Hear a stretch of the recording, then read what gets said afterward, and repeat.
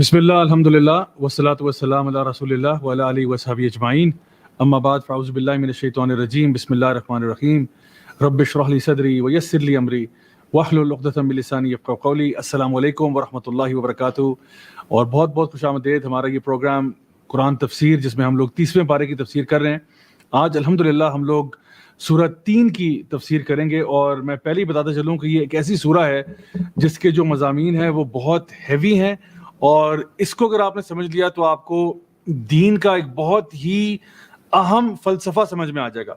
अक्सर लोग ये समझते हैं कि इस्लाम की बात जो है या जनरल जो दीन की बात होती है वो बड़ी सिंपल और स्ट्रेट फॉरवर्ड होती है और उसमें कोई ज़्यादा डेप्थ शायद नहीं पाई जाती, लेकिन ऐसा नहीं है। कुरान मजीद जो है वो एक तो कुरान के वो मज़ामीन है। अल्हम्दुलिल्लाह, अल्लाह अकबर। आज यहाँ पे माशाल्लाह हमारे इस्लामाबाद में बहुत तेज़ बारिश और तूफ़ान है, और बार बार अल्लाह ताला की जो शान है वो हमें बार बार एक्सपीरियंस करने का मौका मिल रहा है। बादल गरज रहे हैं और ज़बरदस्त किस्म की बिजली भी गिर रही है। अल्लाह ताला हम सबको अपने हिफ्ज़ व मान में भी रखे। और ये अल्लाह ताला की निशानियाँ होती हैं जो कि हमें बताती हैं कि अल्लाह ताला की ताकत और कुदरत कितनी ज़्यादा है। और बिजली का गिरना, बिजली का गरजना जो है, ये भी अल्लाह सुब्हानहू व तआला फरमाते हैं सूरह राद में कि ये अल्लाह ताला का जिक्र करते हैं। यानी ये चीज़ें भी सब्बह लिल्लाहि मा फिस समावाति व मा फिल अर्ज़, ज़मीन व आसमान की हर चीज़ जो है वो अल्लाह ताला की तस्बीह बयान करती है, लेकिन हमें उनकी तस्बीह समझ में नहीं आती। तो इंशाल्लाह ये जो टॉपिक है आज का हमारा सूरह 3 का, इसमें मैंने आपको कहा था कि एक ऐसा फ़लसफ़ा हम बात करेंगे कि असल में जो इंसान है वो है क्या, यानी ह्यूमन बीइंग का फ़लसफ़ा क्या है। और इसके साथ साथ ये कि जब भी इंसान कोई दीन की बात करता है तो जो उसकी ख्याल जहन में आता है कि एक बड़ा सिंपलिस्टिक सा कॉन्सेप्ट होगा। कुरान मजीद का कुछ मज़ामीन और माने जो है वो ऐसे वाकई में हैं जो कि बहुत सतह के ऊपर हैं, और हर किसी को, किसी भी एज का कोई बंदा हो या किसी भी बैकग्राउंड का हो, उसको समझ में आ सकता है। जैसे कि अल्लाह ताला की तौहीद है, कुल हुवल्लाहु अहद अल्लाहु समद लम यलिद वलम यूलद वलम यकुल लहू कुफुवन अहद। ये सिंपल चीज़ें। या इय्याका नअबुदु व इय्याका नस्तईन, या अल्लाह तेरी इबादत करते हैं, तुझी से मांगते हैं। ये बातें भी सिंपल हैं। लेकिन कुछ ऐसे मज़ामीन भी हैं जो कि जो बहुत ही कोई इंटेलेक्चुअल शख्स है या बहुत डीप थिंकर है, उसको भी, उसके लिए भी फूड फॉर थॉट छोड़ जाते हैं। तो इंशाल्लाह ये जो सूरह 3 हैं तो ये बस 8 आयतें, लेकिन इनके अंदर जो मजमून छुपा हुआ है वो बहुत ही कमाल है। तो इंशाल्लाह without wasting any further time let's just get straight into it. तो जैसा कि हम लोगों ने देखा कि ये जितनी भी सूरतें हम लोग पढ़ रहे हैं, ज़्यादातर इनमें से मक्की सूरतें हैं। सूरह 3 भी मक्की सूरह है। इसमें नेचर ऑफ मैन के बारे में बात की गई है और फिर उसको जोड़ा गया है आखिरत की फ़िक्र के साथ। तो अल्लाह सुब्हान ताला ने इस सूरह के अंदर आगाज़ किया कुछ कस्मों के साथ। जैसे पहले भी हमने देखा कि अल्लाह ताला ने मुख्तलिफ सूरतें जो से पहले भी आई उनमें भी कुछ कस्में खा के बात का आगाज़ किया। अल्लाह सुब्हान ताला यहाँ इरशाद फरमाते हैं वत्तीन वज़ैतून। अल्लाह ताला तीन की यानी जो इंजीर है उसकी कसम खाते हैं, और जैतून यानी जो आपका मतलब जैतून का भी एक पौधा है, उसका एक फल है, जैतून का तेल निकाला जाता है। तो तीन और जैतून दोनों की यहाँ पे कसम खाई जा रही है। आगे फरमाया व तूरी सीनीन, और जिसको इंग्लिश में माउंट साइना कहते हैं, तूर सीना कहते हैं, उसकी कसम खाई जा रही है जहाँ पे मूसा अलैहि सलाम को भेजा गया। और फिर वहाज़ल बलदिल अमीन, और इस शहर जो अमन वाला शहर है यानी कि मक्का की कसम खाई जा रही है। तो यहाँ पे देखिए स्ट्रेट अवे जो कस्में खाई जा रही हैं, और उसके बाद जवाबुल कसम जो है वो उसके बाद है, जो आयत नंबर 4 में आता है लक़द खलक़नल इंसान फ़ी अहसनी तक़वीम, जो कि सूरह का क्रक्स है, जिस चीज़ पर कसम खाई जा रही है। तो जिन चीज़ों की कसम खाई गई, वत्तीनी वज़ैतून वतूरी सीनीन वहाज़ल बलदिल अमीन, दो जो हैं वो खाने की अशिया हैं, और दो जो हैं वो जगह हैं, वो कोई ज़र्फ मकान है, यानी कि कोई जगह है जहाँ पे इंसान जिसके बारे में बात कर सकता है। अच्छा, ये जो दो खाने की चीज़ें हैं, तीन और जैतून, अब जाहिर सी बात है जिस चीज़ पर भी कसम खाई जाती है वो शरीयत में मौज़म तो हो जाती है। और यकीनन तीन के बारे में या इंजीर के बारे में नबी करीम सल्लल्लाहु अलैहि वसल्लम की ये हदीस भी मौजूद है कि ये अगर यानी कोई चीज़ दुनिया में जन्नत के फलों से मुशाबियत रखती है तो वो ये इंजीर है, क्योंकि इसके अंदर जो है वो बीज वगैरह नहीं होते, और जन्नत के फल जो है उनमें भी ऐसे बीज नहीं होंगे। तो ये तो बहरहाल हदीस में भी इसकी इंपॉर्टेंस आती है। फिर इसके मेडिकल बेनिफिट्स पे भी हम लोग बहुत बात कर सकते हैं कि इंजीर के मेडिकल बेनिफिट्स क्या हैं, जैतून जो है या जैतून का तेल जो है, ऑलिव्स जो हैं, उनके बेनिफिट्स क्या हैं। इसमें बहुत सारी बातें की जा सकती हैं, लेकिन ये कोई हेल्थ एंड फिटनेस का शोर नहीं है। ये हम लोग बात कर रहे हैं असल में कुरान तफसीर की, और इब्न कसीर के मुताबिक और दीगर मुफस्सिरीन के मुताबिक ये जो दो चीज़ें हैं, तीन और जैतून, इनका माना जो है वो भी किसी लोकेशन के साथ अटैच्ड है। यानी अरबी मुहावरे में या अरबी ज़ुबान में अक्सर औकात किसी चीज़ को जब कभी आपने रेफ़र करना हो تو آپ اس چیز کی جو بھی مشہور چیز ہے اس سے اس کو ریفر کر سکتے ہیں. یعنی 3 سے مراد وہ جگہ ہو سکتی ہے جہاں سب سے زیادہ 3 پایا جاتا ہے, سب سے زیادہ انجیر پائی جاتی ہے. اور اس کے بارے میں بتاتا ہوں یہ کون سی جگہ ہے جو اس کے بارے میں مفسرین جو بات کرتے ہیں. اور پھر زیتون جو ہے وہ ویلی یا وہ پہاڑ جہاں پہ زیتون بہت زیادہ پایا جاتا ہے. تو اس کے بارے میں جو ہماری مفسرین کی رائے میں یہ بات سامنے آتی ہے کہ وہ کہتے ہیں کہ جو 3 ہے یعنی 3 کا جو پہاڑ ہے وہ کون سا تھا, وہ ماؤنٹ جودی جس کو ہم کہتے ہیں, جہاں پہ نوح علیہ السلام کی کشتی آ کے رکی تھی. یہ کہا جاتا ہے کہ یہ اس کی طرف اشارہ کیا جا رہا ہے, باقی اللہ تعالیٰ بہتر جانتا ہے, لیکن بعض مفسرین کے نزدیک یہ جو 3 ہے یہ بیسیکلی اس پہاڑی کی طرف اشارہ ہے جہاں پہ نوح علیہ السلام کی کشتی آ کر رکی تھی, جس کو ماؤنٹ جودی کہا جاتا ہے. اور زیتون جو ہے یہ زیتون کے پہاڑ کی طرف اشارہ ہے جہاں پہ عیسیٰ علیہ السلام جروسلم میں جا کے خطبہ دیا کرتے تھے, لوگوں سے خطاب کیا کرتے تھے. تو یہ جروسلم کی طرف اشارہ کیا جا رہا ہے. اچھا, پھر طور سینین, یہ تو بہت ہی واضح ہے کہ موسیٰ علیہ السلام کو وہاں بلایا گیا اور موسیٰ علیہ السلام کو وہاں پہ ڈیوائن لا جو ہے وہ دیا گیا. اسی طرح سے حاض البلد الامین, یہ مکہ ہے جہاں پہ نبی کریم صلی اللہ علیہ وسلم اپنی دعوت و تبلیغ کر رہے ہیں. تو یہاں پہ ہم نے ابھی جو 4 قسمیں کھائی گئیں, کیونکہ یہ بات بھی ذہن میں رکھیے گا کہ ابن القیم رحمہ اللہ فرماتے ہیں کہ ایسا نہیں ہے کہ جو قسم کھائی جاتی ہے اس کا کوئی تعلق نہیں ہوتا اس چیز کے ساتھ جو کہ جواب القسم ہے, بلکہ قسم کا تعلق جواب القسم کے ساتھ ہوتا ہے. یہ ابن القیم رحمہ اللہ کی رائے ہے, کیونکہ وہ کہتے ہیں کہ اگر ایسا نہ ہوتا تو آپ قرآن مجید میں قسموں کو انٹرچینج کر سکتے. یعنی جہاں پہ کہا گیا والعصر ان الانسان لفی خسر, اس وقت کی قسم جو تمہارے ہاتھوں سے نکلا جا رہا ہے انسان خسارے میں. تو جب ہم سورۃ العصر کی تفسیر پڑھیں گے تو پتہ چلے گا کہ یہ کتنا امپورٹنٹ تھا کہ اس وقت کی قسم کھائی گئی اور پھر کہا گیا کہ انسان خسارے میں, کیونکہ انسان کے ہاتھ سے ٹائم نکل رہا ہے, ٹائم جو نکل گیا وہ واپس نہیں آئے گا. تو وہاں پہ اثر ہی بتاتا, وہاں پہ اگر آپ کہتے والتین ان الانسان لفی خسر تو وہ پھر ربط نہ بنتا. تو اسی طرح سے اللہ تعالیٰ نے دیگر مقامات پہ جو قسمیں کھائیں, ہم نے پچھلی صورتوں میں دیکھا کہ جہاں پہ والشمس وضحاها والقمر اذا تلاها والنهار اذا جلاها والليل اذا يغشاها, کس طرح سے اللہ تعالیٰ نے 2 اپوزٹس کو آپس میں قسم کھا کے بیان کیا, رات اور دن کو بیان کیا, خشکی اور تری کو بیان کیا, ٹھیک ہے, سورج چاند کو بیان کیا.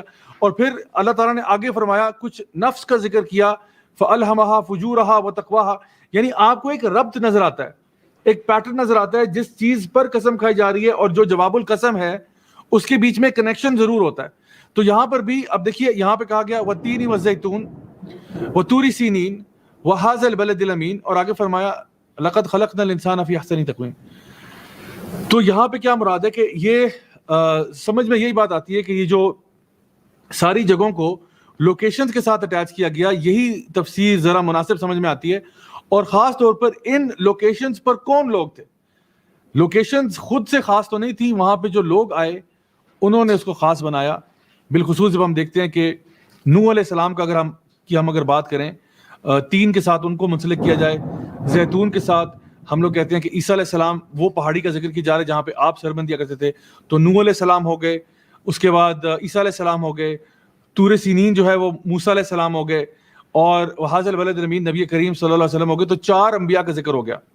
لیکن آپ کو پتہ ہے کہ جو اللہ تعالیٰ کے سب سے محبوب ترین رسول ہیں, اولو العزم من الرسل جن کو ہم کہتے ہیں, وہ 5 ہیں. ایک اس میں ابراہیم علیہ السلام بھی ہیں, اور ابراہیم علیہ السلام بھی اگر آپ دیکھیں تو حاضر البلد الامین جو ہے اس کا آغاز کرنے والے, اس کی شروعات کرنے والے کون تھے؟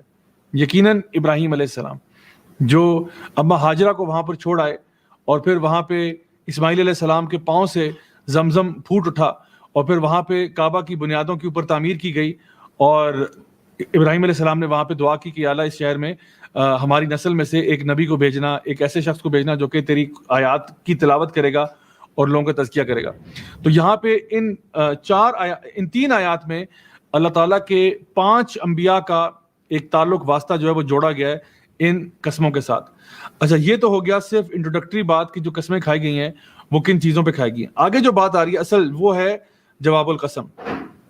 فرمایا گیا لقد خلقنا الانسان فی احسن تقویم, یعنی یہاں پہ کہا گیا کہ پچھلی سورہ میں سورۃ البلد میں ہم نے پڑھا تھا, اسی طرح کی ایک آیت تھی لقد خلقنا الانسان فی کبد, کہ اللہ تعالیٰ نے انسان کو مشقت میں پیدا کیا. یہاں کہا جا رہا ہے لقد خلقنا الانسان فی احسن تقویم, یعنی کہ انسان کو پیدا تو زبردست طریقے سے کیا گیا, احسنی تقویم, بہت خوبصورت طریقے سے پیدا کیا گیا ہے. اور انسان اسٹرگل میں بھی ہے, یعنی کہ جب تک وہ اسٹرگل کرتا رہے گا, اب اس کے پاس ایک چوائس ہوتی ہے ہمیشہ کہ وہ کس راستے پر اسٹرگل کرنا چاہتا ہے. تو اللہ سبحانہ تعالیٰ نے کچھ ایسے لوگوں کی طرف اشارہ کیا, لقد خلقنا الانسان فی احسن تقویم, یعنی وہ انبیاء جن کا ذکر ابھی پچھلی آیات میں آیا, نوح علیہ السلام, ابراہیم علیہ السلام, عیسیٰ علیہ السلام, موسیٰ علیہ السلام اور نبی کریم صلی اللہ علیہ وسلم, کہ یہ وہ لوگ ہیں لقد خلقنا الانسان فی احسن تقویم. دیکھو کہ کتنے وہ زبردست لوگ تھے, کتنے وہ ہمارے لیے رول ماڈلز تھے جن کو ہم فالو کرتے ہیں. لقد کان لکم فی رسول اللہ اسوۃ حسنہ, یعنی یہ وہ آپ کہہ لیں کہ انسانی کردار کی پیک ہے, کہ جہاں پہ ہمیں بتایا جا رہا ہے کہ یہ وہ لوگ تھے جنہوں نے اپنی پوری زندگیاں جو ہیں وہ ایسے کاموں میں لگا دی جو سیلف لیس کام تھے. یعنی کوئی بندہ فلانتھروپی کی بات کرتا ہے یا پبلک سروس کی بات کرتا ہے, اس سے بڑی کیا پبلک سروس ہوگی, اس سے بڑی کیا فلانتھروپی ہوگی کہ ایک انسان اپنی پوری زندگی جو ہے وہ لگا دے لوگوں کی اصلاح کرنے میں, لوگوں کو دعوت و تبلیغ کرنے میں, لوگوں کو سیدھے رستے پر لانے کے لیے, جس طرح ان تمام انبیاء نے کیا, ابراہیم علیہ السلام, نوح علیہ السلام, موسیٰ, عیسیٰ اور نبی کریم صلی اللہ علیہ وسلم. تو یہ بیسٹ ایگزامپلز ہیں پوری انسانیت کے لیے. لیکن پھر کیا ہے کہ انسان کبھی کبھار سب سے نیچے بھی ہو جاتا ہے, اس کے بارے میں ہم ابھی بات کرتے ہیں. تو یہاں پہ فرمایا لقد خلقنا الانسان فی احسن تقویم, یعنی یہ جو لا ہے یہ لام تاکید ہے. قد جو ہے یہ بھی یعنی بتایا جا رہا ہے کہ اللہ تعالیٰ نے آلریڈی پیدا کر دیا, یعنی اللہ تعالیٰ نے پیدا کر دیا بہترین طریقے سے. خلقنا, اللہ نے پیدا کیا, اور اللہ تعالیٰ کی اس میں یعنی جو پلورل فارم میں ہم جب بات کرتے ہیں کہ ہم نے پیدا کر دیا, تو اس میں وہ ایک اللہ تعالیٰ کی عظمت کو بھی بیان کیا جا رہا ہے. اور احسنی تقویم یعنی بہت حسن کے ساتھ پیدا کیا, بہت کمال کے ساتھ پیدا کیا انسان کو. تقویم یعنی کہ کسی چیز کو قائم کر دینا, کسی چیز کو اچھے طریقے سے قائم کر کے اپرائٹ کر دینا, یعنی ایک اس چیز کو اچھے طریقے سے پیدا کیا, پھر اس کی پرفیکشن کریٹ کر دی اور اس کو سیدھا کر دیا بالکل. اس کے اندر ہر چیز کا بیلنس کریٹ کیا, یعنی انسان کو پیدا اس طرح کیا گیا کہ ایک اچھے بیلنس کے ساتھ. اور اسی طرح ہم یہ بات جانتے ہیں کہ انسان جو ہے وہ صرف جسم کا نام نہیں, انسان کے اندر ایک روح نام کی چیز بھی ہوتی ہے. تو جسم اور روح کے بیلنس کو جو ہے نا ہم انسان کہتے ہیں. لقد خلقنا الانسان فی احسن تقویم. تو یہ چیز اصل میں بڑی اہم ہے سمجھنے کے لیے. اچھا, یہاں پہ میں تھوڑا سا فلسفہ اب آپ کے سامنے جھاڑوں گا, وہ یہ کہ یہ دیکھیے گا کہ ایک زمانہ تھا جب یہ ڈارک ایجز سے یورپ جو ہے وہ نکل کے انلائٹنمنٹ ایرا میں آیا. اور کیوں آیا اس کے پیچھے بہت بڑی ڈیٹیل ہے. جو لوگ اس کو انگلش میں سننا چاہتے ہیں, میری آج کل ایک سیریز چل رہی ہے صبح کے ٹائم, صبح 4:30 بجے پاکستان ٹائم کے مطابق, جس کا نام ہے مسلم انسائٹ. اس میں اس کے اوپر بات کرتا ہوں کافی ڈیٹیل میں کہ یہ اصل میں جو لبرل سیکولر فلاسفی ہے وہ کیا ہے. لیکن بہرحال آج کے ٹاپک کے لیے اس کو ذرا مختصر کرتے ہیں کہ جب یورپ جو ہے وہ ڈارک ایجز سے نکل کر انلائٹنمنٹ ایج میں آیا, تو یورپ جو تھا وہ اپنے ایک تو چرچ سے بڑا متنفر ہوا تھا, دوسرا اپنے بادشاہوں سے بڑا متنفر تھا, جو کہ دونوں ہینڈ ان گلو کام کر رہے تھے. تو دونوں آپس میں مل کے کام کر رہے تھے اور عوام کو بیچاروں کو کچل رہے تھے, پیس رہے تھے, اور یقیناً بڑا ظلم کیا عوام کے اوپر. ان کے اوپر ٹیکسز بھی بہت لگائے, پیسے بھی بڑے ان سے لیے. پھر ان میں سے کوئی اگر بندہ کوئی تھوڑا سا سائنٹیفک بات کرتا, اس کو واجب القتل کروا دیتے کہ جی یہ تو بندہ دین سے نکل گیا ہے. یا کوئی بندہ اگر ان سے یہ بھی سوال کرتا کہ بھئی ہمیں بائبل خود پڑھنے دیں, تو اس کے اوپر بھی فتوے لگ جاتے کہ اس کو مار دو. تو عجیب ایک معاملہ تھا. تو لوگوں نے متنفر ہو کے پھر ایک ریوولٹ ہوا, جو ایسا ریوولٹ ہوا جہاں پہ one of the bloodiest revolutions in the history of mankind, اور وہ یورپ میں سٹارٹ ہوا. اس کا اسی کی ایک جو ہے نا کڑی وہ فرینچ ریولیوشن بھی ہے. اور مطلب لوگوں کی اپ رائزنگ ہوئی, عوام کا سمندر جو ہے وہ جاگ اٹھا, اور اس نے اوپر کے ٹاپ لیول کے جو لوگ ہیں, جو آپ کے چرچ کے لوگ تھے اور جو بادشاہ تھے, ان کو ختم کر دیا. اچھا, اور آج بھی یہی حال ہے کہ یورپ میں نہ چرچ کی کوئی خاص پاور ہے, نہ آپ کے بادشاہوں کی پاور ہے, بس وہ ایک فگرز ہیں لیکن ان کی کوئی پاور نہیں ہے. اچھا, ہوا کیا کہ چونکہ پہلے جو گورننس ہو رہی تھی وہ ساری کی ساری چرچ اور بادشاہ کر رہے تھے, جب ان کو ختم کر دیا تو لوگوں نے سوچا اب ہم لائف کیسے گزاریں. تو یورپ میں ایک تھاٹ کا شفٹ آیا. پہلے لوگ جو تھے نا, جو بھی آپ کا مذہب ہو, آپ اللہ کو مانتے تھے, یعنی گاڈ کا تصور تھا, کوئی خدا کا تصور تھا. دوسرا تصور تھا کہ جسم کے علاوہ روح بھی کوئی چیز ہوتی ہے, جسم کے علاوہ روح بھی کوئی چیز ہوتی ہے. اور تیسری جو بات تھی وہ یہ تھا کہ دنیا کے علاوہ آخرت بھی کچھ ہے ہوتی ہے. تو یہ باتیں تینوں, یعنی اللہ کے بارے میں بات کرنا, یا روح کی بات کرنا, یا آخرت کی بات کرنا, یہ وہ چیزیں جو میٹا فزیکل ہیں, یعنی کہ جو آپ لاز آف فزکس میں ان کو لپیٹ نہیں سکتے. یعنی یہ وہ چیزیں جن کو ہم کہتے ہیں یہ غیب کی باتیں, الذین یؤمنون بالغیب, یہ غیب کی چیزیں. نہ ہم نے اللہ کو دیکھا ہے, نہ ہم نے روح کو دیکھا ہے, نہ ہم نے قیامت کے دن کو دیکھا ہے. تو لوگوں کا جو مائنڈ سیٹ بنا ڈارک ایجز سے نکل کے انلائٹنمنٹ میں آتے ہوئے, کہ یہ جو چرچ تھا, یا ہماری زبان میں کہتے ہیں نا کہ جو دینی طبقہ تھا, اس نے ہمارا بیڑا غرق کیا ہے, اور بادشاہوں نے بھی بیڑا غرق کیا. تو اب ہم دین سے دور ہیں. ہم نے دین والوں نے تو ہمارا کام خراب کیا ہمیشہ. ہمیں پتہ نہیں کبھی اللہ کا ذکر کر رہے ہیں, کبھی قیامت کا ذکر کر رہے ہیں, وہ چیزیں ہم نے دیکھی نہیں کبھی. اور ہم جب کہتے ہیں کہ سائنٹیفک ڈسکوری کرو, پروگریس کرو, تو ہمیں روکتے ہیں. تو یہ کس قسم کا ہمارے ساتھ انہوں نے جو ہے نا مذاق کیا ہے. تو اب ہم ان کی بات کوئی نہیں مانتے. اب ہم وہ کریں گے جو کہ مٹیریل ہوگا, جو چیز ہمیں آنکھوں سے نظر آ رہی ہے, جو ہاتھ سے چھو سکتے ہیں, جو مطلب اسمیل کر سکتے ہیں, سن کر سکتے ہیں, یہ چیزیں ریئل ہیں. باقی سب کہانیاں ہیں, سب کہانیاں, ان کو ہم نہیں مانتے. تو یہ جو ہے نا یورپ کے مزاج میں تبدیلی آئی, اور جب لوگوں نے اس مزاج کی طرف شفٹ کیا تو بہت سارے کانسیپٹس نے جنم لیا, بہت سارے فلسفوں نے جنم لیا. اور اس میں یہ فلسفہ سر عام تھا کہ انسان جو ہے وہ روح تو کوئی شے نہیں ہے, اصل چیز جسم ہے. اور جسم کے اوپر بہت سٹڈی کی گئی, بہت سٹڈی کی گئی, اتنی سٹڈی کی گئی کہ ہم لوگوں نے میڈیکل سائنس میں کہاں سے کہاں ترقی کی, ہم نے فارماسیوٹیکل انڈسٹری کے اندر کہاں سے کہاں ترقی کی, ہم نے ہیومن اناٹمی کو سمجھا, برین کس طرح کام کرتا ہے, ڈائجسٹو سسٹم کیسے کام کرتا ہے, پورا جو نیورو نیٹ ورک ہے آپ کے اندر وہ کیسے کام کرتا ہے, یہ سارے آپ کے جو فنکشنز ہیں وہ کیسے کام کرتے ہیں. انسان اپنی پیک پہ پہنچ گیا, جتنا کبھی زندگی میں انسانوں کی تاریخ میں ایسا کبھی نہیں ہوا تھا کہ جتنا انسان نے اس وقت آ کے میڈیکل سائنس میں ہیومن باڈی کو پڑھنے میں ترقی کی. لیکن عجیب معاملہ یہ ہے کہ یہی وہ ٹائم ہے جب اس سے زیادہ اگنورنٹ انسان کبھی نہیں ہوا روح کے معاملے میں. پہلے تمام کلچرز میں, ٹریڈیشنز میں لوگ روح کو کچھ سمجھتے تھے, اور روح جو ہے نا وہ میری اور آپ کی اصلیت ہے, میری اور آپ کی جو حقیقت ہے وہ روح ہے, جسم نہیں ہے. یعنی اگر آپ یہ سوال کریں کہ راجہ ضیاء الحق اصل میں کون ہے, کیا راجہ ضیاء الحق اس جسم کا نام ہے, یا کیا راجہ ضیاء الحق اس روح کا نام ہے جو اس جسم کے اندر ہے. یہ جو جسم ہے نا, یہ تو ایسی ایک گاڑی ہے جو میں چلا رہا ہوں. میرے اندر جو اصل میں جو راجہ ضیاء الحق وہ تو اندر کا انسان ہے نا, وہ تو روح ہے میری, جو عالم ارواح میں بھی تھی. اللہ نے وعدہ بھی لیا تھا, الست بربکم قالوا بلی شہدنا, اور پھر اس کو روح کو پھونک دیا گیا ایک جسم کے اندر, اور پھر آہستہ آہستہ بچپنے سے لے کے یہاں تک میں پہنچ گیا. اور پھر ایک ٹائم آئے گا کہ جب یہ باڈی جو ہے وہ کمزور ہو جائے گی, ویک ہو جائے گی, اور پھر انسان مر جاتا ہے, دنیا سے چلا جاتا ہے. تو جسم یہاں رہ جاتا ہے, روح نکل جاتی ہے. جب ہم کہتے ہیں نا کہ کوئی فوت ہو گیا یا کوئی انتقال کر گیا, انتقال کیا ہوتا ہے, انسان منتقل ہو گیا, ایک سٹیٹ سے دوسری سٹیٹ میں منتقل ہو گیا. تو آپ کی اور میری جو اصل حقیقت ہے وہ روح ہے. جسم تو یہ تو ختم ہو جائے گا, تو مٹی میں مل جائے گا. پھر جب انسان قیامت کے دن آئے گا تو اس کو نیا جسم دیا جائے گا, جنت اور جہنم میں نیا جسم دیا جائے گا. تو اس لیے آپ کی جو اصلیت ہے وہ آپ کی روح ہے, آپ کی روح ہے. تو ابھی میں جو آپ کو کانٹراسٹ بتا رہا ہوں وہ یہ ہے کہ 21ویں صدی میں ہم لوگ میڈیکل سائنس کی پیک پہ پہنچے ہوئے ہیں, ہم ریسرچ کر رہے ہیں, ایک بڑے سے بڑے ایکسپیریمنٹس ہو رہے ہیں, سب کچھ ہو رہا ہے. لیکن یہی وہ ٹائم ہے جب انسان اس سے زیادہ کبھی جاہل نہیں ہوا روح کو پڑھنے کے اعتبار سے. پرانے وقتوں میں نا جتنے بھی ریلیجنز تھے وہ اسپرچویلٹی کی بات کرتے تھے. اسپرچویلٹی سے مراد یہ کہ انسان کی جو روح ہے اس کا سکون کہاں ہے, اس کا تزکیہ کہاں ہے, اس کی صفائی کہاں ہے, اور روح کو اطمینان کی سٹیٹ میں لے کے آنا.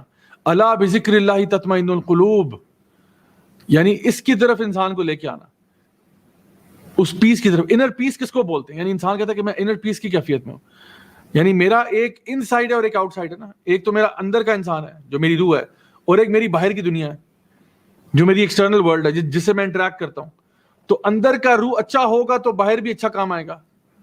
سو یہ اصل میں کانفلکٹ تھا. اللہ سبحانہ وتعالیٰ سورہ حشر میں ارشاد فرماتے ہیں وَلَا تَكُونُوا كَالَّذِينَ نَسُوا اللَّهَ فَأَنسَاهُمْ أَنفُسَهُمْ أُولَٰئِكَ هُمُ الْفَاسِقُونَ, کہ ان کی طرح مت بن جانا جنہوں نے اللہ کو بلا دیا, اللہ نے ان کو اپنا آپ بلا دیا.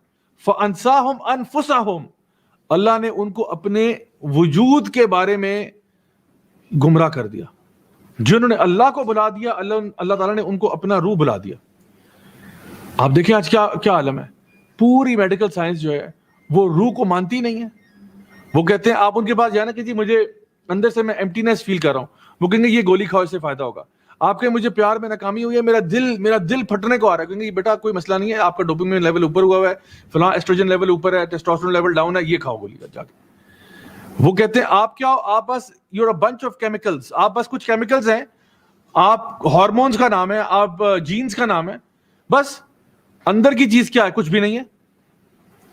اور یہ فلسفہ جو ہے نا انسان کو لمٹ کر دینا, اتنی چھوٹی جگہ پر لے آنا کہ انسان کا وجود ہی صرف اتنا سا ہے, یہ ہماری جنریشن کا ایک زوال ہے کہ جہاں پہ ہم نے انسان کی حقیقت کو نہیں سمجھا. ہم سمجھتے ہیں بڑے ٹیکنالوجیکلی ایڈوانسڈ ہو گئے ہیں, لیکن یقیناً یہ بہت بڑا زوال ہے. اچھا, تو اللہ سبحانہ وتعالیٰ فرماتے ہیں آیت نمبر 5 میں ثم رددناہ اسفل سافلین, کہ اللہ تعالیٰ نے یعنی پھر وہ نیچے سے نیچے تر والوں میں سے ہو گیا. یعنی بنایا تو احسنی تقویم پہ تھا, بنایا تو اس کو بیسٹ آف کیریکٹرز میں تھا, لیکن وہ پھر بہت ہی ذلت کا شکار ہو گیا. اچھا, یہاں پہ دیکھیں کہ جو اس وقت ورلڈ ویو ہے دنیا کا یا سیکولر ورلڈ کا, وہ یہ ہے کہ انسان جو ہے وہ اصل میں ایک جانور ہے, اور انسان بائی نیچر جو ہے نا وہ خبیث ہے. یہ میں آپ کو بتا رہا ہوں جو اس وقت ویسٹرن ورلڈ ویو کی سمری ہے, کہ انسان بائی نیچر خبیث ہے, بائی نیچر خبیث ہے. اس کو صرف اپرچونٹیز نہیں ملتی. اگر انسان کو اپرچونٹی ملے وہ تیش نیش کر دیں گے ہر چیز کو. انسان اگر شریف بنتا ہے تو وہ صرف ڈنڈے کی وجہ سے بنتا ہے. اور آپ دیکھیں پوری ویسٹرن ورلڈ میں ان کے لاز بڑے اسٹرکٹ ہیں. گاڑی چلانی ہے, فائن ہوتا ہے, فوراً پکڑ لیتے ہیں. ہلکا سا ادھر ادھر آپ ہونا فوراً پکڑ لیتے ہیں آپ کو. تو ہر بندہ تمیز سے گزارا. اور پھر اس کی مثال بھی دیتے ہیں کہ دیکھو جب کبھی کہیں بلیک آؤٹ ہوتا ہے, یہی باہر کے ممالک میں لوٹ کھسوٹ شروع ہو جاتی ہے, یہی باہر کے ممالک میں لوگ جو ہیں وہ افراتفری کا عالم مچ جاتا ہے جیسے ہی لا اینڈ آرڈر کی سچویشن جو ہے تھوڑی سی خراب ہوتی ہے. تو اب یہ بات ہم کیسے سمجھیں کہ یہ یہاں تک ویسٹرن ورلڈ کیسے پہنچی کہ انسان ہوتا ہی خبیث ہے, ہوتا ہی ایک اندر سے کمینہ ہوتا ہے انسان. یہ بیسیکلی ان کا کہنے کا مقصد ہے. یہاں تک یہ کیسے پہنچے؟ فار ایگزامپل, جب یہ کہا آپ نے کہ انسان صرف کیمیکلز ہے اور سول ہے ہی نہیں, تو پھر انسان میں اور کسی اور جانور میں کیا فرق ہے؟ ڈارون نے کیا کہا تھا؟ ڈارون نے یہ کہا تھا نا کہ آپ تھوڑے سے ایڈوانس لیول کے بندر ہو بس, اور تو کچھ نہیں ہو. مطلب شیر, چیتا, گھوڑا, گدھا, بندر, اور انسان بس تھوڑا سا ایڈوانس لیول کا بندر ہے, اور تو کچھ نہیں ہے. آپ اگر کہ نہیں میں تو میرے پاس شعور ہے فلاں, کہ نہیں, تم ایکچولی تم جانور ہی ہو, بس you are a social animal, social but you are an animal, ہو تم جانور. آگے جا کے اور فلسفیوں کو آپ پڑھنا شروع کریں, جس طرح فرائڈ ہے, سائیکالوجی میں ہمیشہ فرائڈ کو اس کا فاؤنڈنگ فادر مانا جاتا ہے ماڈرن سائیکالوجی میں. فرائڈ کہتا تھا کہ انسان جو ہے, یعنی بیسکلی فرائڈ سے پہلے لوگوں کا یہ کہنا تھا, جو اس سے پہلے لوگ آئے فلسفی, انہوں نے کہا تھا کہ انسان جو ہے نا اس کی موٹیویشن کیا ہے, انسان کسی کے ساتھ اچھا کیوں کرتا ہے؟ اگر انسان بائی نیچر خبیث ہے اور بائی نیچر ہی خراب ہے تو انسان اچھا کیوں کرتا ہے؟ تو پھر بعض فلسفیوں نے یہ کہا کہ اس لیے کرتا ہے کیونکہ انسان جو ہے وہ کھانے سے موٹیویٹ ہوتا ہے. He wants to feed himself. تو اپنے پیٹ پالنے کے لیے وہ کسی کے ساتھ بھی نیکی کر دے گا. پھر کچھ فلسفیوں نے کہا کہ نہیں, پیٹ پالنا نہیں, اپنے آپ کو پروٹیکشن دینے کے لیے کرتا ہے. اس کو اپنے لیے گھر چاہیے ہوتا ہے, چھت چاہیے اپنے اوپر, اس کو اپنے یہ کپڑے چاہیے, اپنے آپ کو پروٹیکٹ کرنا ہے اس نے سردی گرمی سے. تو کچھ نے کہا کہ وہ اس لیے اس کی موٹیویشن جو ہے نا وہ بیسکلی کیا ہے, وہ آپ کے کھانا ہے. Basically he wants to feed himself. کچھ لوگوں نے کہا نہیں, کھانا نہیں ہے, وہ اس کا ڈیزائر ٹو پروٹیکٹ ہمسیلف ہے. اور پھر فرائڈ جو ہے انہوں نے آ کے یہ کہا, ایک اور ہی انہوں نے مطلب بہت ہی فضول بات کہہ دی. انہوں نے کہا کہ انسان جو ہے وہ اپنی سیکشول ڈیزائر سے موٹیویٹ ہو رہا ہے. حتیٰ کہ اس نے یہ یہاں تک کی باتیں کہیں کہ ماں اور بچے میں بھی تھوڑا تھوڑا یہ جراثیم پائے جاتے ہیں, باپ اور بیٹی میں بھی پائے جاتے ہیں, بہن بھائی میں بھی پائے جاتے ہیں, سارے آپس میں جو موٹیویٹڈ ہیں, it is because of sexual desires. Even though وہ مینیفیسٹ نہیں ہوتے, وہ سبلیمنل ہوتے ہیں, اور وہ یوں ہوتے ہیں وہ ہوتے ہیں. بڑا اس نے اس کو اپنی طرف سے اس کو ڈیفائن کرنے کی کوشش کی کہ انسان جو ہے وہ اس وجہ سے موٹیویٹ ہوتا ہے وہ خبیث ہی ہے. اس کو تھوڑا سا چانس ملے گا وہ ان چیزوں کو استعمال کرے گا, اور ہمیں اوپر سے کوئی ڈنڈا چاہیے ہوگا انسان کو کنٹرول کرنے کے لیے, otherwise this will become a جنگل. یہ سارا کا سارا جنگل بن جائے گا, کیونکہ اس کے علاوہ انسان کے پاس نیکی کرنے کی کوئی موٹیویشن نہیں ہوتی. یا وہ کھانا کھانا چاہتا ہے, یا پروٹیکشن چاہتا ہے, یا سیکشول اپنے ڈیزائرز کو فلفل کرتا ہے. یہ انسان کے موٹیویٹرز ہیں. اس کے علاوہ کیونکہ آپ نے اللہ کو تو نکال دیا نا, اللہ کو آپ نے نکال دیا, آپ نے قیامت کو نکال دیا, آپ نے روح کو نکال دیا, انسان کو بنا دیا جناب والا جانور. اس کی ساری موٹیویشن, کیونکہ جانور کی کیا موٹیویشن ہوتی ہے؟ جانور کیا کرتا ہے؟ جانور کھاتا ہے, ریپروڈیوس کرتا ہے. تو آپ کیا ہو؟ کھاؤ اور ریپروڈیوس کرو. یہ رچرڈ ڈاکنز جو ہے جس نے کتاب لکھی دی گاڈ ڈیلوژن, اس نے کیا کہا؟ اس نے کہا ہیومن بینگ کا پرپس کیا ہے؟ اس نے کہا the purpose of a human being is survival and reproduction.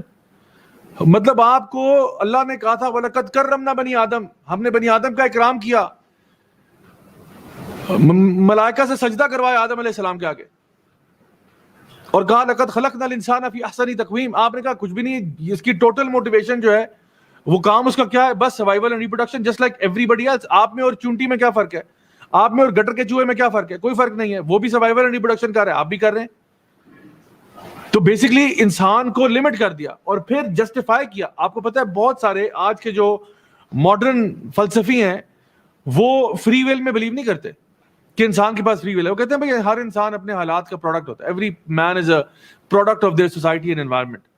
مطلب اگر ایک انسان برا کام کر رہا ہے تو ٹھیک ہے یار، اس کی انوائرمنٹ ہی ایسی تھی، اس نے یہی کرنا تھا نا. یہ اسلام نہیں سکھاتا. اگر ایک انسان جو ہے وہ کسی کا ریپ کر رہا ہے تو ماڈرن سوسائٹی کے سویلائزیشن کے لوگ کہتے ہیں بھائی دیکھو اس کی انوائرمنٹ یہ تھی، وہ پیدا ایسے ہوا، حالات واقعات نے اس کو بنا دیا، تو بس ایک ایسے ہی تھا، ڈٹرمنسٹک سا ہمارا فریم ورک ہے دنیا کے بارے میں. وہ یہ کہتے ہیں، لیکن یہ اسلام نہیں کہتا. اسلام کہتا ہے جو بھی تمہارے انوائرمنٹ ہے، جو بھی سرکمسٹانس ہے، تم یعنی انسان کے بچے بن کے رہو. تم پروف کرو کہ تم انسان ہو، تم جانور نہیں ہو.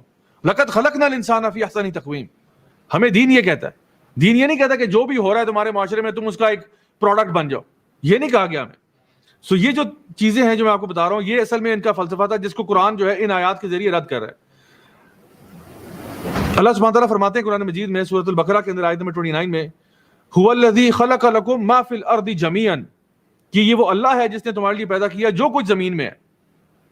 اللہ تعالیٰ فرما رہے ہیں میں نے پیدا کیا تیرے لیے، انسان کے لیے، جو کچھ زمین میں ہے، ہر چیز کو تیرے لیے مسخر کر دیا، تجھے زمین میں اکرام کے ساتھ بھیج دیا. فرشتوں سے کہا کہ آدم کے آگے سجدہ کرو، اور انسان کو اتنے اعلیٰ مقام پر فائز کیا، لیکن انسان کی بدبختی کہ وہ جا کے پتھروں کے آگے سجدے کر رہا ہے، مردوں کے آگے سجدے کر رہا ہے، جانوروں کو اپنا رب مان رہا ہے. عجیب ہے انسان. لقد خلقنا الانسان فی احسن تقویم ثم رددناہ اسفل سافلین. اللہ نے تجھے کیا مقام دیا تھا؟ تو کہاں ذلیل کر رہا ہے اپنے آپ کو؟ تجھے کیا مقام اور مرتبہ دیا تھا؟ تجھے انیٹ گڈنس تھی تیرے اندر. یعنی جو ماڈرن فلسفہ ہے، جو لبرل مائنڈ سیٹ ہے، اور اسلام میں زمین آسمان کا فرق ہے. لبرل مائنڈ سیٹ کہتا ہے انسان خبیث ہے، وہ ڈنڈے کے زور سے ٹھیک ہوگا. اللہ تعالیٰ کہتے ہیں نہیں، انسان اندر سے ٹھیک ہے. لقد خلقنا الانسان فی احسن تقویم. انسان بائی نیچر اچھا ہے، ہر بچہ معصوم پیدا ہوتا ہے.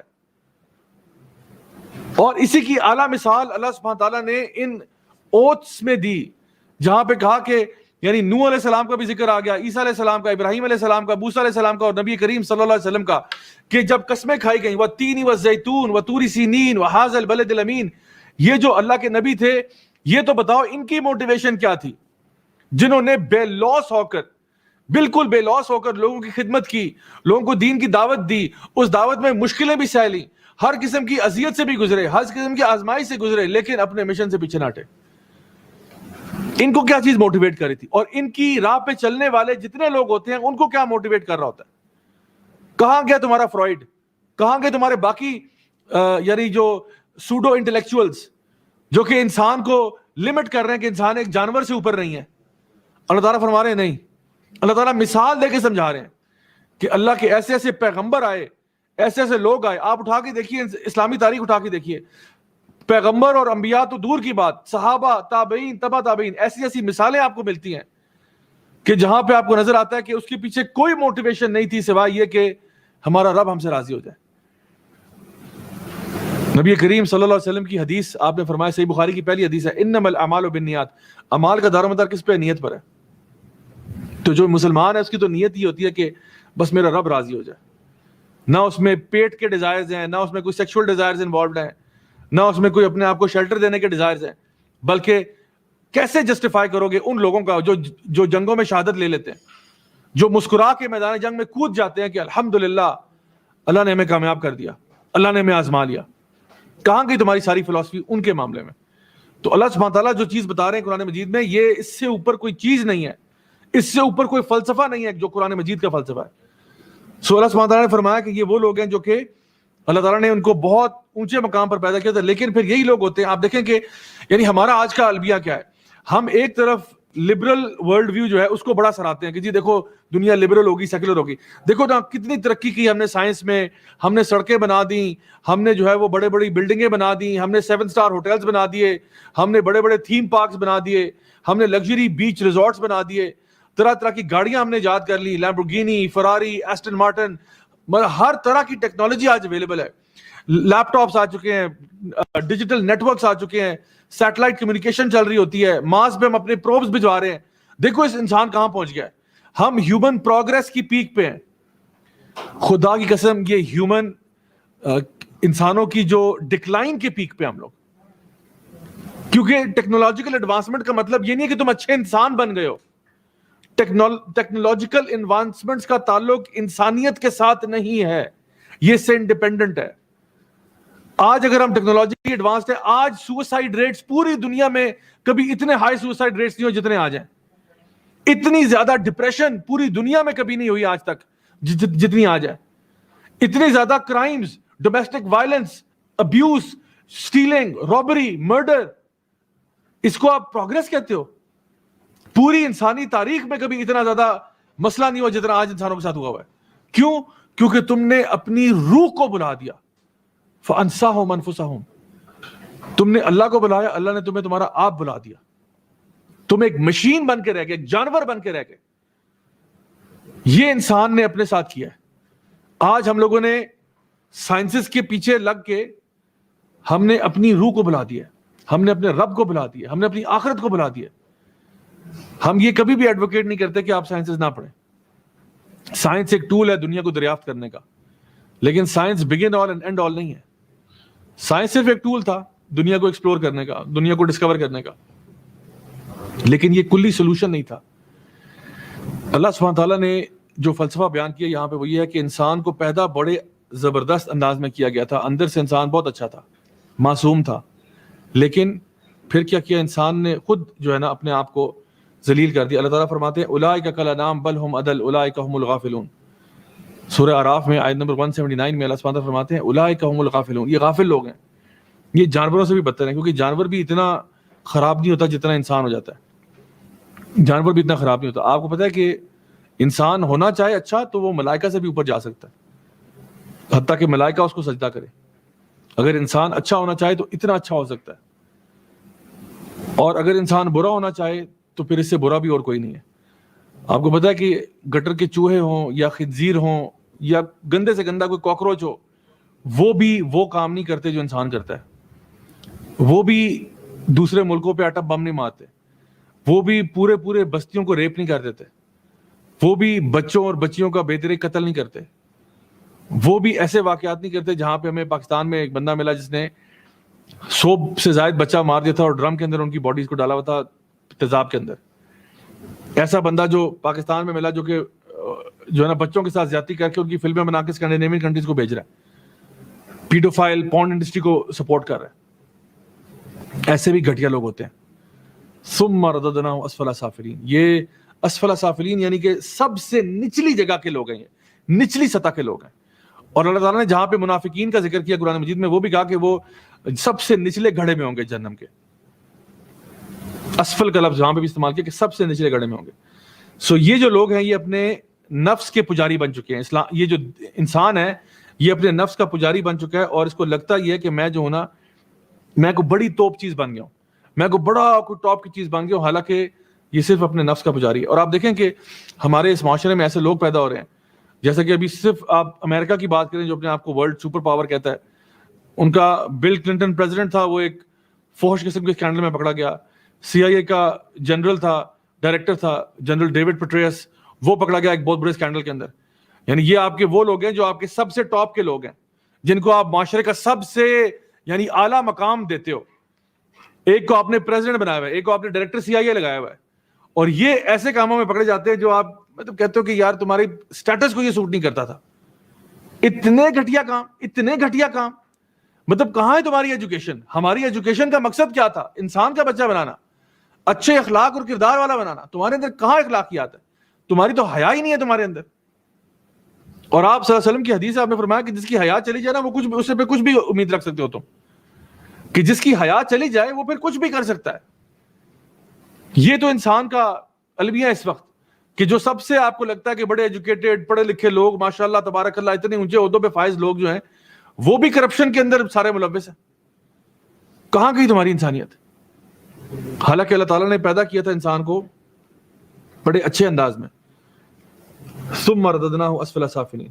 اور رددنا یعنی رد ہونے کا مطلب ہے کسی چیز کو یعنی انکار کر دینا, پھینک دینا. تو یہ یا کسی چیز کو یعنی واپس لوٹ آنا اس کا. تو پیدا تو بڑے اعلیٰ طریقے سے ہوا تھا لیکن وہ سب سے نچلے جو نا گڑھے کی طرف چلا گیا.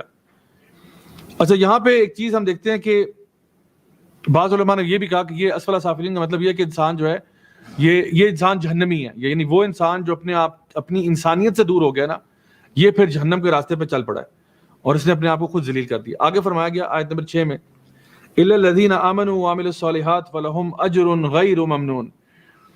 تو اس ٹاپک کے بعد لقد خلقنا الانسان فی احسن تقویم ثم رددناہ اسفل سافلین, اللہ تعالیٰ فرماتے ہیں الا الذین آمنوا, لیکن وہ لوگ جو ایمان لائے اور اعمال صالحہ کرتے رہے, فلہم اجر غیر ممنون, ان کا اجر کبھی ختم نہیں ہوگا.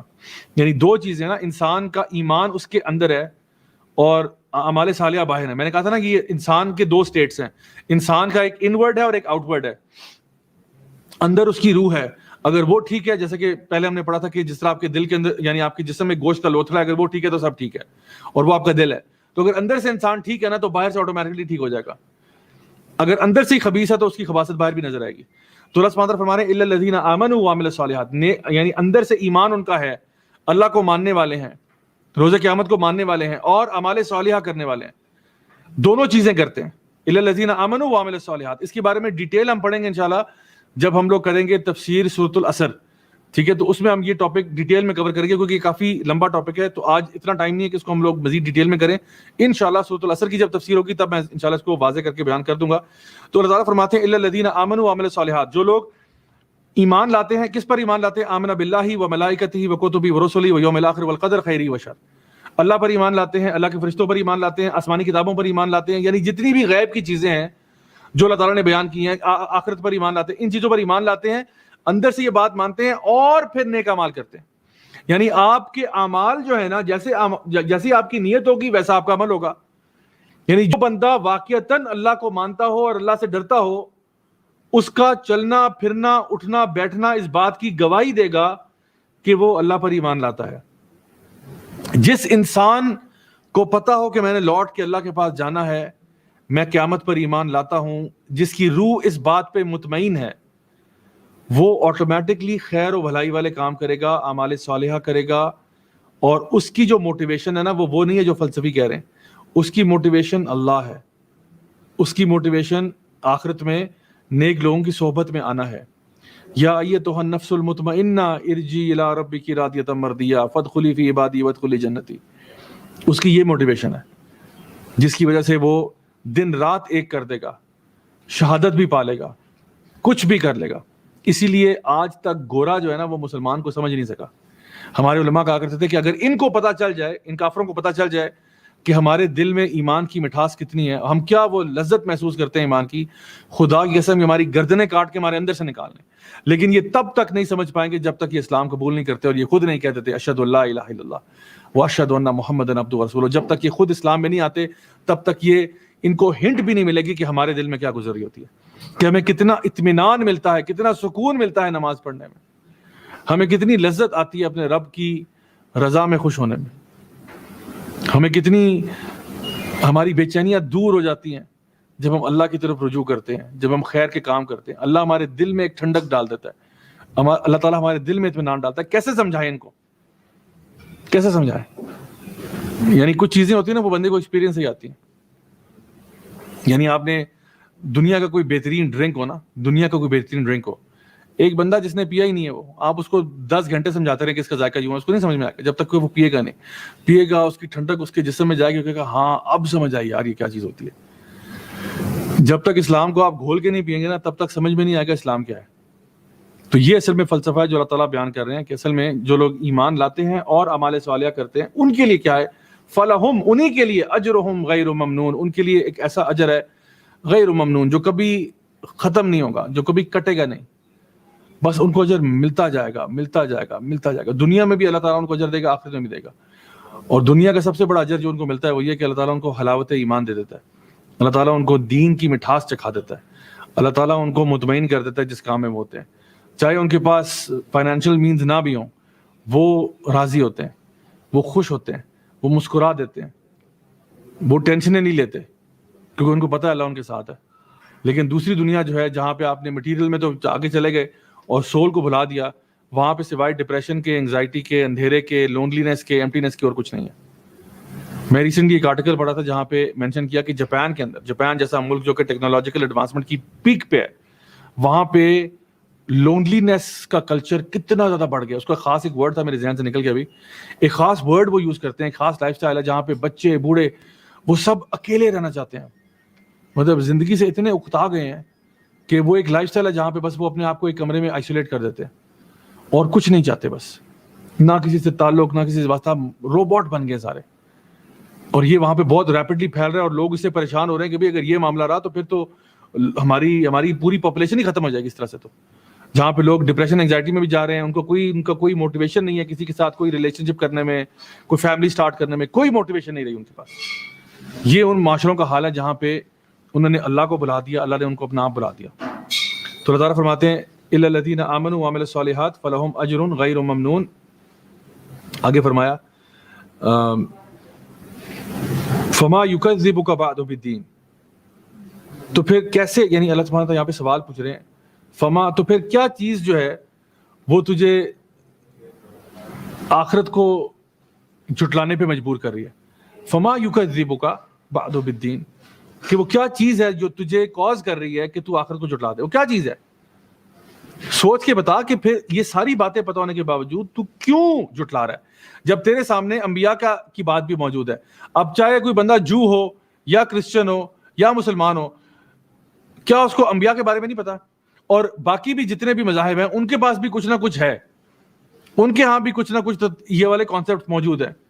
تو خاص طور پہ جو میجورٹی، پوری دنیا کی جو میجورٹی ہے وہ کون ہے؟ جو کرسچن اور مسلم، تین جو ابراہمک فیتھس ہیں، ان کو نہیں پتا کہ ان کی موٹیویشنز کیا تھی۔ ابراہیم علیہ السلام کی موٹیویشن کیا تھی، نوح علیہ السلام کی موٹیویشن کیا تھی، آدم علیہ السلام پہ کوئی اختلاف نہیں ہے کسی کا، یعنی تمام ہمارے جو ابراہمک فیتھس ہیں، آدم علیہ السلام، نوح علیہ السلام، ابراہیم علیہ السلام، موسیٰ علیہ السلام، یوسف علیہ السلام، یعقوب علیہ السلام، یعنی یہ سارے انبیاء ہمارے اندر کامن ہیں۔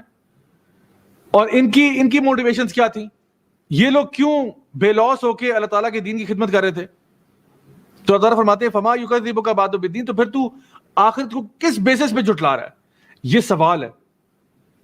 پچھلی صورتوں میں اللہ تعالیٰ نے سوال پہلے پوچھا تھا، الم نشرح لک صدرک، ٹھیک ہے، اور اسی طرح سے پچھلی صورتوں میں بھی، لیکن یہاں پہ اینڈ میں سوال آ رہا ہے۔ تو کچھ صورتیں ایسی ہوتی ہیں جن میں سوال پہلے آتا ہے اور کچھ جن میں اینڈ میں، تو اس میں آخری دو آیتیں جو ہیں وہ سوال ہے۔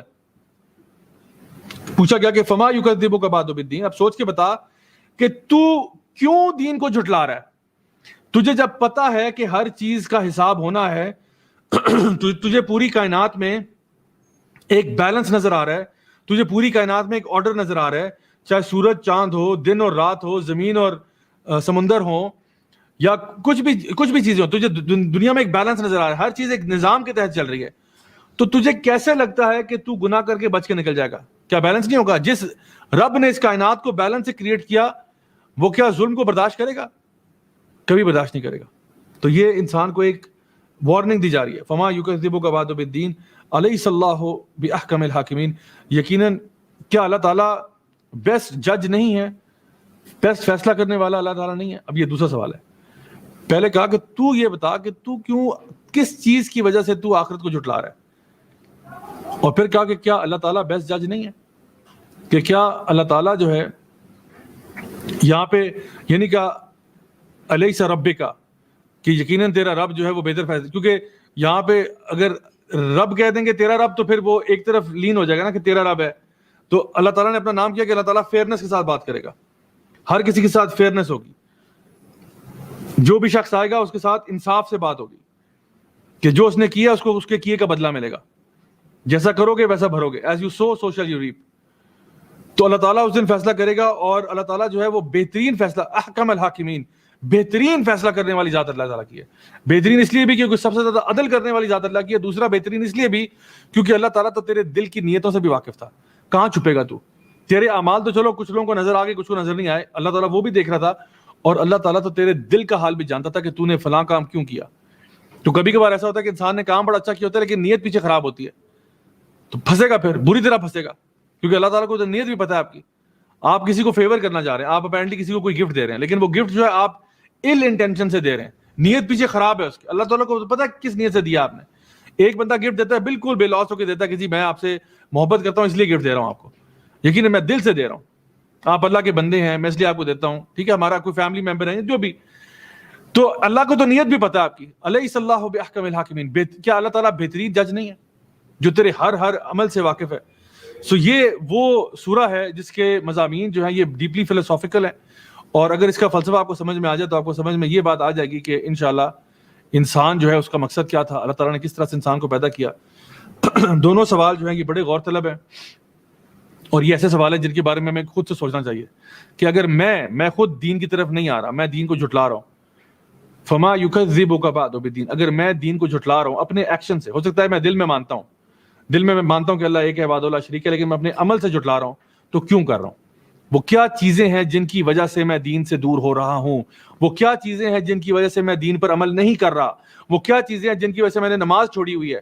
وہ کیا چیزیں ہیں جن کی وجہ سے میں نے اللہ کی راہ میں خرچ کرنا چھوڑا ہوا ہے؟ وہ کیا چیزیں ہیں جن کی وجہ سے میں نے رمضان میں روزے چھوڑے ہوئے ہیں؟ وہ کیا چیزیں ہیں جن کی وجہ سے میں اپنے ماں باپ کے ساتھ اچھا سلوک نہیں کرتا, اپنے بہن بھائیوں کے ساتھ, اگر میاں ہوں تو بیوی کے ساتھ سلوک اچھا نہیں کرتا, بیوی ہے تو میاں کے ساتھ اچھا سلوک نہیں کرتی؟ کیوں میں جھٹلا رہا ہوں قیامت کے دن کو؟ کیا اللہ تعالیٰ بہترین ججمنٹ کرنے والا نہیں ہے؟ کیا اللہ تعالیٰ میرے اوپر وٹنس نہیں ہے؟ کیا اللہ تعالیٰ دیکھ نہیں رہا میں کیا کر رہا ہوں؟ کیا مجھے لگتا ہے کہ میں بچ کے نکل جاؤں گا, میرا حساب کتاب نہیں ہوگا؟ یقیناً ہوگا. اللہ سبحانہ تعالیٰ ہم سب کو نیک عمل کرنے کی توفیق عطا فرمائے. سو اس سورہ کی سمری کیا ہے؟ اللہ سبحانہ تعالیٰ نے پہلی قسمیں کھا کے 5 ایسی شخصیات کا ذکر کیا جو کہ بہترین رول ماڈلز ہیں ہمارے لیے, اور پھر یہ بتایا کہ لقد خلقنا الانسان فی احسن تقویم, انسان کو بہت اعلیٰ مقام پر فائز کیا تھا. لقد کرمنا بنی آدم, انسان کو بہت اونچا مقام دیا تھا, لیکن انسان اس مقام سے نا کبھی کبھار خود ہی پھسل کے نیچے آ جاتا ہے, اور اتنا گھٹیا ہو سکتا ہے جتنا کوئی جانور بھی نہیں ہوگا. اتنے برے کام کرنے کی بھی کیپیسٹی انسان کے اندر ہے. تو اگر اچھے کام کرو گے انشاءاللہ آپ کا رب آپ کے ساتھ بڑا رحمان اور رحیم ہوگا, غفور و غفار ہوگا, آپ کے لیے آخرت میں ٹھکانا اچھا ہوگا. اگر برے کام کرو گے تو اللہ تعالیٰ جو ہے اس کی ججمنٹ جو ہے, اللہ تعالیٰ کی پکڑ بڑی سخت ہے, اللہ تعالیٰ شدید عذاب بھی دے سکتا ہے. اللہ تعالیٰ ہم سب کو یہ توفیق عطا فرمائے کہ ہم نیک کام کریں. My dear brothers and sisters, لیلۃ القدر کی رات جو ہے وہ آخری ابشرہ ہمارے اوپر آن پڑا ہے, اور الحمدللہ اللہ کا بہت کرم ہے کہ ہم نے رمضان یہاں تک دیکھ لیا. انشاءاللہ میں آج کوشش کر کے ایک شارٹ ویڈیو اس ٹاپک پہ ریلیز کروں گا. آج چونکہ ٹائم نہیں ہے, انشاءاللہ میں لیلۃ القدر کے بارے میں ایک شارٹ ویڈیو ضرور ریلیز کروں گا انشاءاللہ, جس میں آپ کو بتاؤں گا کہ وہ کیا کام ہے جو آپ کر سکتے ہیں اور کس طرح اپنے آپ کو آپ اس کے لیے پریپیئر کر سکتے ہیں. So stay tuned for that. انشاءاللہ آپ لوگوں سے اب کل ملاقات ہوتی ہے. بہت بہت شکریہ آپ سب کا ٹیون ان کرنے کا. اللہ تعالیٰ آپ کے سب کے علم اور عمل میں برکت عطا فرمائے. سبحانک اللہم و بحمدک, اشہد ان لا الہ الا انت, استغفرک و اتوب الیک. بارک اللہ فیکم, والسلام علیکم ورحمۃ اللہ وبرکاتہ.